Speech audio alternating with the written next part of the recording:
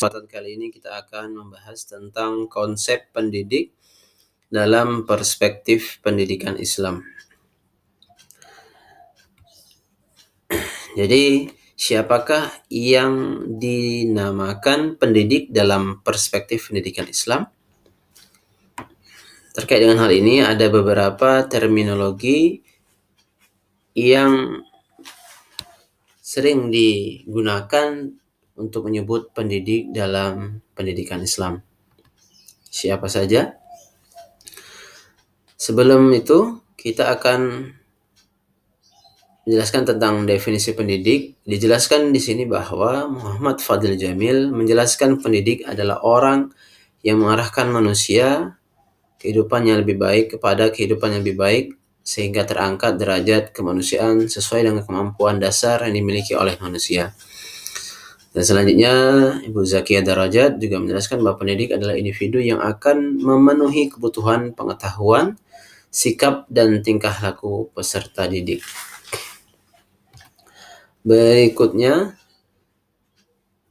bahwa terminologi dari pendidik dalam pendidikan Islam yaitu yang pertama murabbi, muallim, muaddib, mudarris, mursyid, syekh, dan ustadz.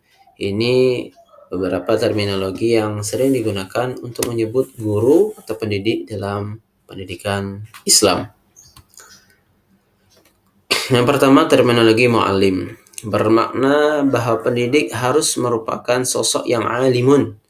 Alimun dalam arti yang memiliki ilmu, ya, ilmuwan yang memiliki pengetahuan tentang alim. Al-alim di sini yaitu tentang Rabb, tentang Tuhan, ya Allah. Itu Allah Subhanahu wa taala yang memberikan ilmu kepada manusia. Bahkan Allah juga menjelaskan dalam surah Al-Baqarah, wa 'allama Adama al-asma'a kullaha thumma 'aradahum 'alal malaikah. Bahwasanya Allah sang alim memberikan atau mengajarkan ilmu kepada Adam. Memberikan ilmu apa? Asma, itu nama-nama. Ya, jadi di sini al-alim bermakna Allah Subhanahu wa taala yang memberikan ilmu pengetahuan kepada manusia. Yaitu juga mengetahui tentang manusia, alam semesta, dan semua makhluk ciptaan Allah Subhanahu wa taala. Kemudian yang kedua yaitu terminologi murabbi. Bermakna bahwa seorang murabbi, seorang pendidik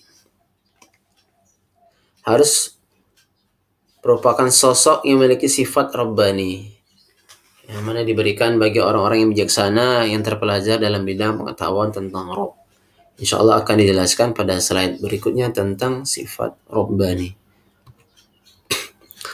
Yang ketiga yaitu terminologi muaddib. Addaba yuaddibu, isim fa'ilnya yaitu muaddib, bermakna bahwa seorang pendidik merupakan orang yang bertugas menyemai dan menanamkan adab ke dalam diri seseorang atau dalam diri peserta didik, atau disebut dengan muta'addib.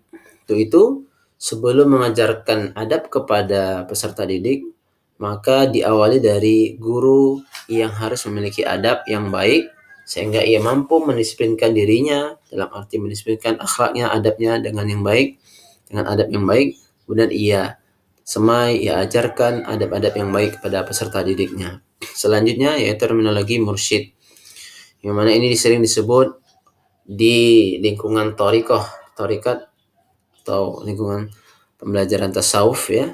Mursyid merupakan pendidik spiritual yang memberikan bimbingan ruhania kepada peserta didik untuk menuju dan mendekatkan diri kepada Allah Subhanahu wa taala. Itu mursyid. Selanjutnya yang kelima yaitu mudarris. Darrasa yudarrisu, simpailah mudarris. Bermakna orang yang berusaha mencerdaskan peserta didik, ya. Darrasa itu belajar, ya, mengajarkan. Darrasa yudarrisu yang mengajarkan ilmu dalam arti mencerdaskan peserta didik, menghilangkan ketidaktahuan atau memberantas kebodohan peserta didik, melatih keterampilan kepada peserta didik sesuai dengan bakat, minat, kemampuannya, serta mengajarkan apa yang belum diketahui peserta didik. Sementara terminologi ustadz digunakan untuk menyebut seorang pendidik yang sering digunakan untuk seorang guru besar atau profesor. Dalam hal ini, seorang ustadz atau profesor dituntut untuk memiliki komitmen dan berkualifikasi dalam mengemban tugas-tugas kependidikan. Jadi tadi ada 6 terminologi dalam pendidikan Islam untuk menyebut seorang pendidik. Itu yang pertama muallim, kedua murabbi, kemudian muaddib, ya, kemudian mursyid, mudarris, dan ustadz. Berikutnya tugas pendidik, ya. Jadi tugas pendidik secara umum yaitu mendidik.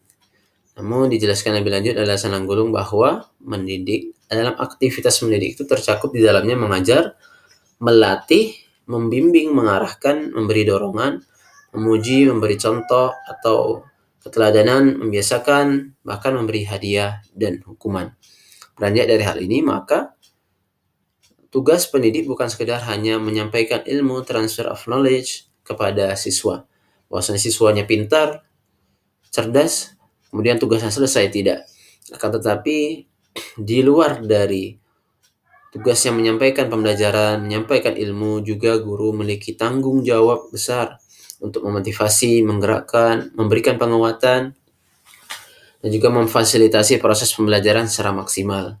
Dan tidak hanya itu juga, sebagai tambahan bahwa guru memiliki tanggung jawab untuk membina akhlak adab yang mulia kepada peserta didiknya. Jangan sampai peserta didik yang sudah dididik dengan ilmu, mana ia pintar, cerdas, akan tetapi dari sisi adab atau akhlaknya kurang dari yang atau jauh dari yang sangat diharapkan. Sementara kita berusaha mensinergikan, mengajarkan ilmu dan juga menanamkan adab-adab yang baik kepada peserta didik. Hingga ketika ia selesai dari satu proses pembelajaran, ia memiliki bekal tidak hanya ilmu, namun ia memiliki bekal juga adab yang baik dalam usaha atau bekal mereka dalam menjalani kehidupan bermasyarakat. Selanjutnya, ya, yaitu karakteristik pendidik dalam perspektif pendidikan Islam. Bahwa yang pertama, sebagai muallim, maka pendidik merupakan seorang yang alim. Ya, ini juga menjadi persyaratan bagi seorang pendidik, ya, untuk mengajar, untuk menjadi seorang guru, seorang muallim, maka bekal yang pertama sekali miliki adalah ilmu. Alim itu orang yang berilmu. Ya, maka seorang guru, seorang pendidik harus terus belajar, harus mengupgrade ilmunya dan mengupdate ilmunya agar ia terus membekali dirinya dengan ilmu agar ia mampu mengajarkan ilmu tersebut kepada peserta didiknya. Selanjutnya, sebagai muaddib, ya, maka pendidik harus memiliki adab yang baik. Ya, jadi guru merupakan yang digugu dan yang ditiru, yang menjadi teladan baik buat peserta didiknya. Maka sebelum ia menyemai, menanam atau membiasakan adab yang baik kepada peserta didiknya, maka guru harus mengawalinya dari dirinya sendiri, yaitu dengan bersikap yang baik, bertutur kata yang baik, beradab, ya, bertingkah laku yang baik, sehingga dari tutur kata, sikap, dan perbuatan yang dilakukan oleh guru itu menjadi role model buat peserta didiknya dalam menjalani kehidupan ini. Jangan sampai seorang guru atau peserta atau pendidik memberikan contoh yang tidak baik, akhlak yang tidak baik kepada peserta didiknya, sehingga itu yang menjadi hal yang dicontoh oleh peserta didiknya. Selanjutnya, sebagai murabbi, seorang pendidik sebagai murabbi harus memiliki sifat rabbaniyah. Seperti di awal tadi, bahwa rabbaniyah di sini termaklum di dalam Asmaul Husna. Di dalam Asmaul Husna, bahwa sifat Allah terbagi dua, ya, sifat jalaliyah dan jamaliyah. Sifat jalaliyah yaitu sifat keperkasaan Allah Subhanahu wa taala. Sementara sifat jamaliyah sifat kasih sayang Allah Subhanahu wa taala. Jadi di dalam Asmaul Husna terdapat sifat jalaliyah Allah yaitu tegas, bijaksana, maha kuat. Sementara sifat jamaliyahnya yaitu maha rahman, maha rahim, maha pengasih, maha penyayang.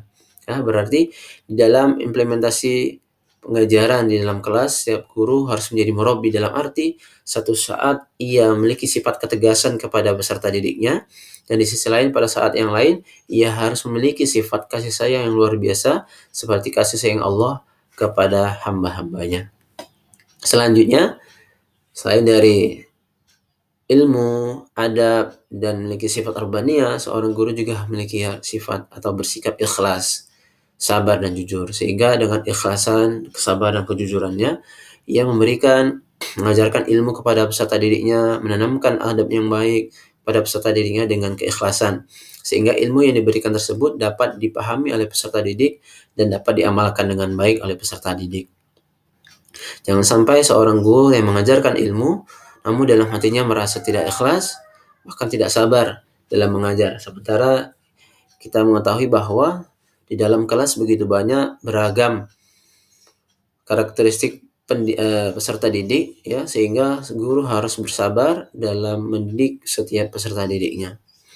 Selanjutnya, guru juga harus memiliki kemampuan dalam menyampaikan ilmu dengan baik, ya, kemampuan dia dalam berbicara, kemampuan dia dalam menyampaikan ilmu, metodologinya, metode, strategi dan lain sebagainya, sehingga ilmu yang disampaikan memang benar-benar diterima dan dapat dipahami oleh peserta didik. Kemudian yang terakhir, yaitu yang tidak kalah penting, adalah harus memiliki kemampuan untuk melihat kondisi psikis peserta didiknya. Jadi di dalam mengajar, setiap pendidik harus mampu melihat kondisi kejiwaan peserta didiknya. Jangan sampai satu saat peserta didik yang tidak bersemangat belajar langsung dicap dengan peserta didik yang malas atau peserta didik yang tidak pintar. Akan tetapi setiap guru harus melihat di balik itu, bahwasanya ketika siswanya yang kurang bersemangat belajar, dia akan melihat kondisi kejiwaannya, apa yang melatar belakangi dirinya atau peserta didiknya tadi kurang bersemangat belajar. Mungkin di rumah baru saja dimarahi oleh orang tuanya, atau mungkin di rumah ayah dan ibunya sedang sakit, sehingga kita harus melihat lebih jauh bahwasanya setiap pendidik mampu melihat kejiwaan atau latar belakang dari setiap peserta didiknya, sehingga ia mampu mengajarkan ilmu dengan baik kepada peserta didiknya dan tidak memberikan cap jelek kepada peserta didiknya. Selanjutnya, siapa yang dikatakan pendidik dalam perspektif pendidikan Islam? Ya, yang pasti yang pertama yaitu Allah Subhanahu wa taala, Al-Alim. Ya, alim. Tadi dijelaskan dalam surah Al-Baqarah, 'allama Adam al-asma'a kullaha, thumma 'aradahum 'alal malaikah. Maksudnya Allah yang alim, yang mengajarkan ilmu kepada Adam. Jadi alim Allah Subhanahu wa taala di sini jadi pendidik buat Adam. Alhamdulillahirabbil alamin. Segala puji bagi Allah Rabbil alamin. Tuhan semesta alam, Rabb pemelihara, Murabbi semesta alam. Jadi Allah yang memelihara, yang mendidik, ya, menjaga alam semesta ini, ya, sehingga berjalan sesuai dengan peran masing-masing. Ya, seperti kita lihat planet-planet yang berputar, bumi dan lain sebagainya yang berputar, maka siapa lagi yang memutar itu semua kecuali Allah Subhanahu wa taala? Atau siapa yang mendetakkan jantung kita selain Allah Subhanahu wa taala? Sehingga Allah yang memelihara alam semesta ini. Hingga Allah menjadi alim, jadi muallim, jadi murabbi bagi hamba-hambanya. Selanjutnya, menjadi pendidik yaitu malaikat. Kita dapat melihat bahwasanya dalam perjalanan dakwah Rasulullah SAW, Rasulullah selalu mendapatkan bimbingan pendidikan dari malaikat Jibril alaihissalam. Bahkan dalam sebuah hadis yang menjelaskan dialog tentang iman, Islam dan ihsan, tergambar jelas bagaimana malaikat Jibril mengajarkan kepada Nabi Muhammad SAW. Bahwasanya malaikat Jibril menanyakan kepada Nabi Muhammad SAW, ya Muhammad, apa yang dimaksud dengan iman? Apa yang dimaksud dengan Islam? Apa yang dimaksud dengan ihsan? Kemudian Rasulullah menjawab, ini merupakan usaha atau cara yang disampaikan oleh malaikat Jibril untuk mendidik Nabi Muhammad SAW. Bahkan ketika bulan suci Ramadan, malaikat selalu menyimakkan bacaan Al-Quran Nabi Muhammad SAW, sehingga Nabi Muhammad langsung mendapatkan petunjuk dari Allah SWT dan melalui malaikat Jibril alaihissalam, sehingga Nabi Muhammad langsung mendapatkan pendidikan dari Allah SWT melalui malaikat Jibril alaihissalam. Selanjutnya, yang tidak kalah penting adalah sebagai pendidik dalam perspektif pendidikan Islam adalah orang tua. Ya, orang tua merupakan pendidik yang pertama dan utama dalam lingkungan keluarga bagi anak-anaknya. Misalnya orang tua sebagai pendidik pertama, semenjak anak lahir, yang menjadi guru, menjadi pendidik buat anak-anaknya adalah orang tua. Bahkan dijelaskan al-ummah madrasatul ula, ibu adalah sekolah pertama buat anak-anaknya. Namun tidak hanya ibu, akan tetapi ayah, berarti dua ya, ayah dan ibu bersinergi dalam berusaha mendidik anak-anaknya agar menjadi memiliki pribadi yang baik. Sehingga pendidik dalam perspektif Islam tidak hanya guru, akan tetapi orang tua menjadi pendidik pertama dan utama buat anak-anaknya. Selanjutnya yaitu pendidik di lembaga pendidikan, yang dalam arti guru atau dosen yang ada di lembaga pendidikan. Ini merupakan pendidik yang merupakan yang membantu proses pendidikan yang dilaksanakan oleh orang tua di rumah. Ya, jadi bukan orang tua menyerahkan sepenuhnya ke sekolah dengan guru yang mengajarkan, akan tetapi guru di sekolah hanya membantu proses pendidikan yang dijalankan oleh orang tua, sehingga tujuan pendidikan yang akan diharapkan, yang ingin dicapai dapat terrealisasi. Jadi kelima ini merupakan pendidik dalam perspektif pendidikan Islam, bahwasanya Allah sebagai alim yang memiliki ilmu mengajarkan ilmu kepada nabinya, ya, kepada para malaikat, kepada Nabi Muhammad SAW, dan juga orang tua mengajarkan kepada anak-anaknya, dan juga guru di sekolah di lembaga pendidikan yang terus mengajarkan ilmu kepada peserta didik yang merupakan pendidik dalam perspektif pendidikan Islam. Kiranya demikian penjelasan tentang konsep pendidik dalam perspektif pendidikan Islam. Sebagai kesimpulan bahwa sebagai seorang guru, sebagai pendidik dalam perspektif pendidikan Islam, seorang guru harus mampu memposisikan dirinya sebagai muallim dalam arti memiliki ilmu, sebagai muaddib, seorang sosok yang memiliki adab yang baik, seorang murabbi yang memiliki sifat rabbaniyah, yang mampu menjalankan atau mengimplementasikan sifat jamaliyah dan sifat jalaliyah Allah SWT di dalam proses pendidikan atau proses pembelajaran di dalam kelas. Selain itu, bahwa kita ingat bahwasanya pendidik yang utama dalam lingkungan keluarga adalah orang tua, dan dengan berusaha mengambil tuntunan dari apa yang dicontohkan oleh Nabi Muhammad SAW, yang merupakan mendapatkan bimbingan atau pendidikan langsung dari Allah SWT melalui malaikat Jibril alaihissalam. Mudah-mudahan pada materi yang singkat ini dapat bermanfaat buat kita semuanya. Terima kasih saya ucapkan kepada semuanya. Billahi taufiq wal hidayah. Assalamualaikum warahmatullahi wabarakatuh.